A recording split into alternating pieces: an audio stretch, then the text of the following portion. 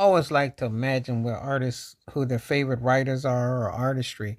And so when I did it on Lionel Richie, he mentioned obviously Stevie Wonder, Marvin Gaye, Smokey Robinson, and of course the Beatles, Lennon and McCartney.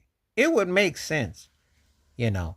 I mean, because between Motown and England, the best writing that connected with what Lionel Richie was all about, you could definitely see the influences. You could definitely see the correlation. You listen to an artist's work, and it in totality it makes sense where they get the way they write vamps, the way they write bridges, the way they come up with grooves and concepts. You know, when he wrote "Missing You" for Donna Ross for Marvin Gaye tribute, it definitely had a tone in it where it was definitely a nod to Marvin Gaye, not just the tribute, but the tone and the feel. So you could definitely hear that. And then obviously his homage to Stevie Wonder, Smokey Robinson with the being able to write the love songs, being able to be poetic and profound like with Steve, and then put in those kind of choruses that worked really strongly with what Lennon and McCartney did. So you know you get all the totality of what makes someone into one of the greats to what they do, and you can definitely see it all in its distinctive.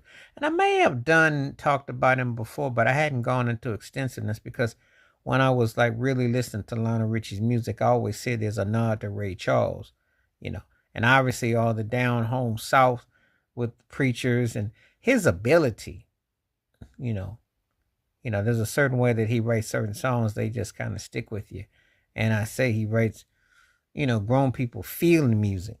No one quite wrote like Richie, like he had that knack for what I call that down home feeling music. There's people who write songs that talk about a scenario, but his cut to the feeling, like where you were, what you were doing, what you heard. He had a unique way of putting it down. So that's why I mentioned Richie. It's like one of those artists that um, you could definitely feel the totality and where it's going with that. So, um, his work continues to be heard, continues to be felt.